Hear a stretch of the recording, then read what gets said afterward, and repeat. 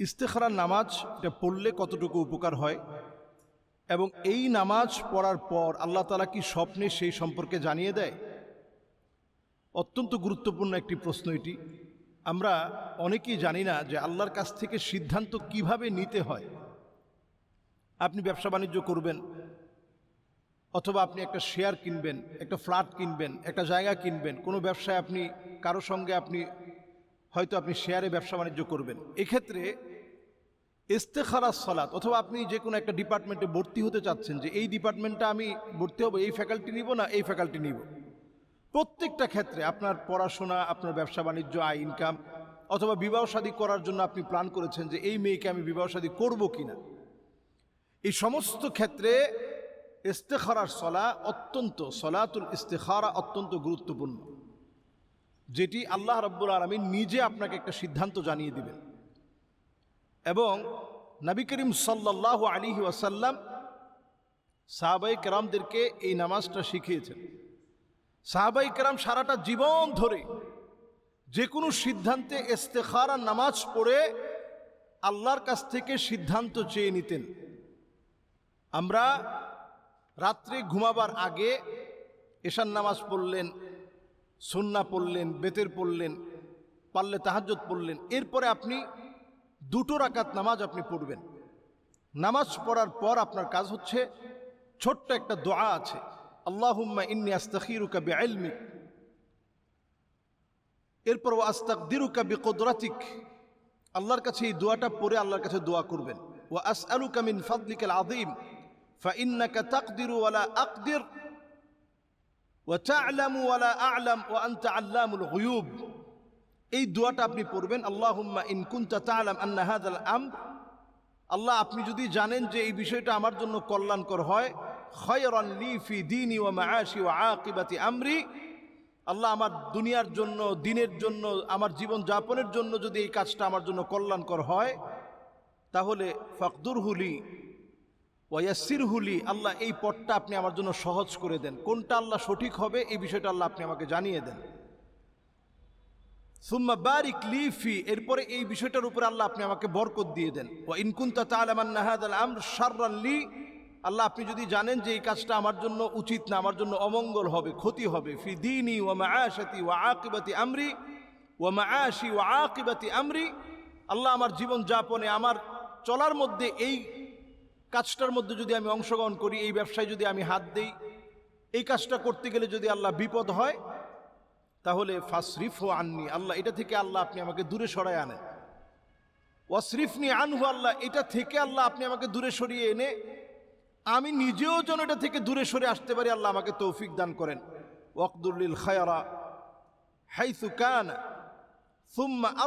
সুম্মা আরদিনি বিহি, আল্লাহ এরপরে আল্লাহ এই কাজের উপরে আল্লাহ আপনি সন্তুষ্ট হয়ে যান। আমরা এই দোয়াটা পড়ে যখন এই কাজের মধ্যে হাত দিব, আপনি স্বপ্নেও দেখতে পারেন। আপনি পরপর কয়েকদিন আমল করেন, দেখবেন আপনি স্বপ্ন দেখতে পাচ্ছেন। স্বপ্নে যদি আপনি দেখে ফেলেন, যদি আপনার স্বপ্নের ব্যাখ্যাটা আপনার বুঝে না আসে, আপনি যে কোনো বিজ্ঞ একজন আলেমের কাছ থেকে আপনি জেনে নেওয়ার চেষ্টা করবেন। যদি আপনি দেখেন যে না, আসলে আমি নিজেই স্বপ্ন যা দেখেছি আমার কাছে ব্যাখ্যাটা এমন মনে হচ্ছে, আমি যা নিয়ে কল্পনা করেছিলাম এমনটা আমি দেখেছি, তাহলে তো আলহামদুলিল্লাহ আপনি সমাধান পেয়ে গেলেন। আর যদি আপনি স্বপ্নে একাধিকবার পড়ার পরেও আপনি দেখেন নাই, আপনার অন্তরটা একদিকে মায়েল হয়েছে, একদিকে আপনার অন্তরটা ছুঁয়ে গেছে, ঝুঁকে গেছে, আপনি ওই কাজটা করে নেবেন। ইস্তেখারা করার কারণে আল্লাহ তাআলা এই পুরো কাজের ভিতরে আল্লাহ তাআলা বরকত দিয়ে দিবেন, আল্লাহ তাআলা ভুল ত্রুটি থেকে হেফাজত করবেন। সুতরাং আমরা যে কোনো সিদ্ধান্ত বাস্তবায়নের পূর্বে ইস্তেখারার 2 রাকাত নামাজ নিয়ত করে পড়ে এই দোয়াটা পড়ে আমরা ঘুমিয়ে যাব। আল্লাহ তাআলা যেন আমাদেরকে তৌফিক দান করেন। আসসালামু আলাইকুম ওয়া রাহমাতুল্লাহি ওয়া বারাকাতুহু। মোহতারাম, গুরুত্বপূর্ণ একটি বিষয় আপনার কাছ থেকে জানতে চাই, সেটি হচ্ছে পরিপূর্ণ হাজত পূরণ করার পরেও নামাজে দাঁড়ানোর পর মনে হচ্ছে অজু ছুটে গিয়েছে, এমন সন্দেহ হতে থাকে, তাহলে করণীয় কি? আসলে এটি অত্যন্ত গুরুত্বপূর্ণ, আমাদের প্রত্যেকের জানা উচিত।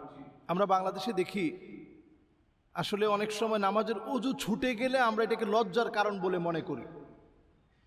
আসলে অজু চলে গেলে আপনি একটা সিজদা যদি আপনি দিয়ে ফেলেন, বরং এটা ইমানদারের জন্য লজ্জাস্কর যে আপনি বুঝেন নাই সম্মানটা কিসে। ইমান বিধ্বংসী কাজ আপনি করে ফেললেন। এজন্য কারো ইমান বিধ্বংসী কাজ করার পূর্বে এই ছোট্ট বিষয়টা জানা দরকার। আপনার ধরেন 2 রাকাত নামাজের তাশাহুদের সময় তাশাহুদ পড়ছেন, এরপরে উঠার পরে আপনার অজু চলে গেছে, আপনি হয়তো ইমামের সাথে ইক্তেদা করতেছেন, আপনি অজু বানায় আইসা আলহামদুলিল্লাহ আপনি নামাজের যে বাকি অংশটা পেয়েছেন, যেটা শুধু পান নাই, যেটা আপনার কাছ থেকে ছুটে গিয়েছে, ওই রাকাতটা আপনি পড়বেন। যেটা অজু অবস্থায় আপনি পেয়েছিলেন ওইটা আপনার পড়া লাগবে না, শুধু যেটা ছুটে গিয়েছে ওই অংশটা আপনি পড়বেন। এরপরে গুরুত্বপূর্ণ বিষয় হচ্ছে শয়তানের একটা ওয়াসওয়াসা শয়তান প্রবেশ করিয়ে দেয় যে তোমার অজু নাই, অজু ছুটে গেছে। এটা যদি ওয়াসওয়াসার কোনো কারণ হয়ে থাকে, বারবার আপনার মনের মধ্যে আসতেছে যে আমার মনে অজু নাই, আমার অজু নাই, এটা এক জাতীয় শয়তান যার নাম ইখতিলাস।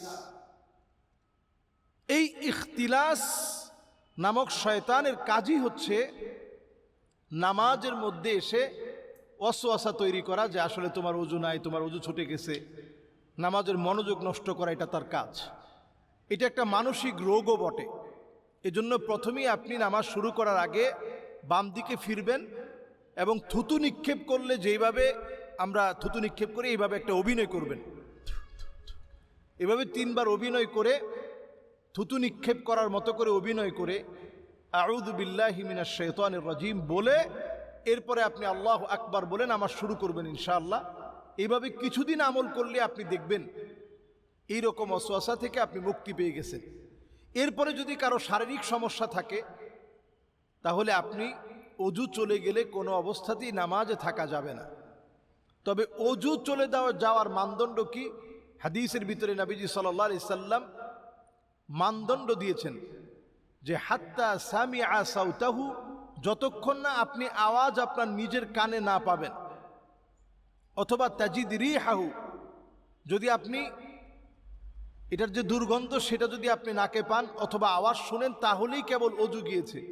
শরীর একটু আপনার মোটা সোটা একটু নড়াচড়া করছেন, হয়তো মানসিকভাবে আপনার কাছে মনে হয়েছে কেমন যেন একটা আওয়াজ হয়েছে, আসলে কোনো আওয়াজ হয় নাই।